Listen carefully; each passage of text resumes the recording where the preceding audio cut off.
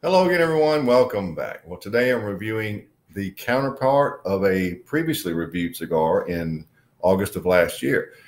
This is the Florida Sun-Grown Belicoso.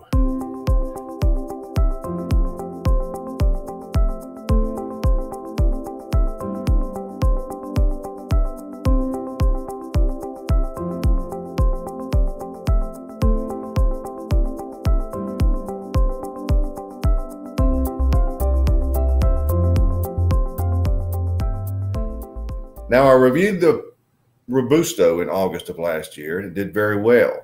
As we all know, different sizes can tend to lead to different flavor and results. So we're going to try, this is the biggest one, and it's 6.5 by 54, but to me, it plays off even bigger. It's just really massive, seems to be. Now, it is extremely well made. A dark brown oily wrapper. You can see the shine in the lights. And it's just, I don't know, it seems to have a class appeal to a classy feel to it. It's well documented, all the background on the Florida Sun-Grown in the blog last time, and it'll carry over to this blog notation. So feel free to look back and look at it. That's sort of the long and the short of it. Although here's the blend. I forgot what the blend is. It's Brazilian Mata Fina wrapper. Honduran binder and filler is Florida Sun-Grown and Nicaraguan. Now, I do not know, and I know what you're wondering, how much Florida tobacco is in this cigar. I don't know. I don't know if it's a little bit or a lot, but it's in here. So whatever's in there is in there. Let's just judge if the cigar is any good or not. So let's get right to it. The Florida Sun-Grown Belicoso. You can't get much of an easier cap to cut than a Belicoso or a Torpedo. But the point is, I take as little as you can. I want to leave that taper. So let's try it. I'll take off just a little tip. That's all it took.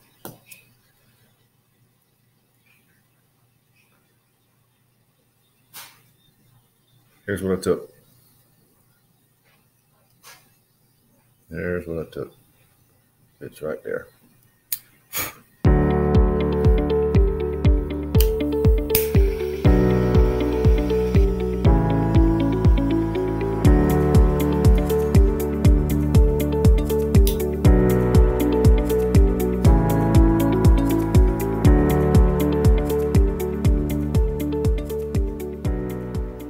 Well, your first flavors are something on the par of a sweet grapefruit, some brown sugar, quite a bit of a creamy nutmeg, notes of honey and cinnamon, a light black coffee base, and black pepper.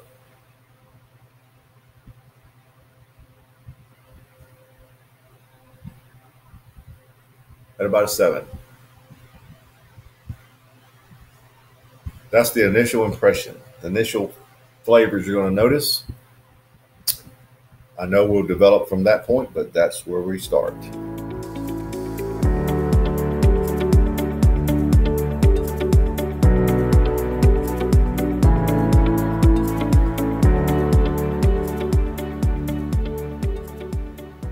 Well, I'm about a third the way in. We'll call this the first third anyway. And the citrus notes seem to be slowly transferring over to a sweet cedar. Plenty of honey notes. The nutmeg is still very prominent. Brown sugar, cinnamon, black coffee. The black pepper seems to have gone up a little. So let's say it's at a 7.5. But there's quite a bit of sweet flavor. The nutmeg sort of tries to tone it down. If you take long breaks between draws, you might even think at times it's a sharp cherry flavor rather than a citrus or cedar and honey. It's quite a sharp, sweet flavor. The finish is sort of a nutmeg and cream, a little extra heavy on the nutmeg, a little bit of lingering black pepper. Uh, it's really sort of medium to full. I'm a little surprised that this early is that, but it is. So it is what it is. Burning fairly evenly. I got a little off there. Uh, it'll catch up. Not worried about that.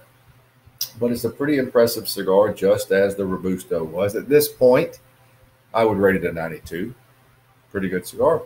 So let's soldier on and see what the second third brings.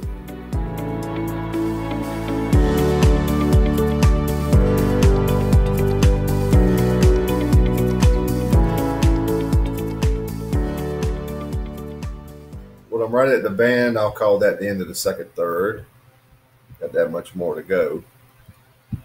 So let me remove that. But the coffee notes and the nutmeg have seemed to elevate and sort of cover up a little bit of the sweet cedar and honey, we'll call it, and brown sugar and cinnamon.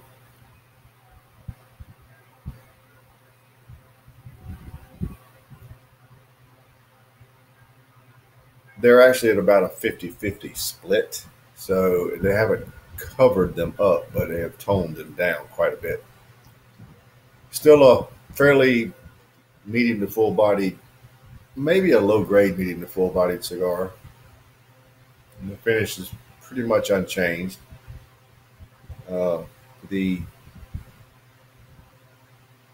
the pepper is still very good, but with the elevation of the black coffee and the nutmeg to even things out with the sweeter notes, I'm going to lower the score to a 91. Still good, but that sort of took away from the nicer, sweeter arrangement we had in the first third.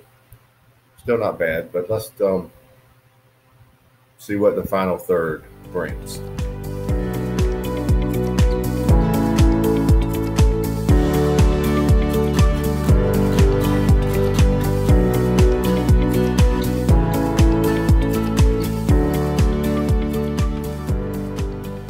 Well, we're down to the end, so let's wrap it up. A good thing happened here at the end. The sweeter notes really made a surge. The brown sugar and honey combined to make a massively sweet flavor that you could almost compare to a milk chocolate. It was so sweet. Still had your cedar.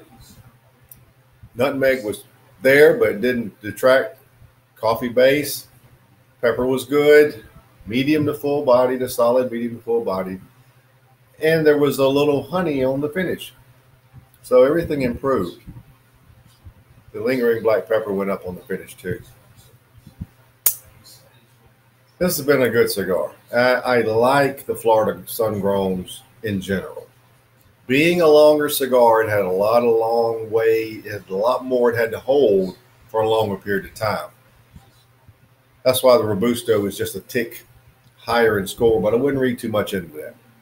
For this final third, I'm raising it back to a 92. So this cigar is going to fall into the scoring of an overall score of 92. And that's where I think it should be.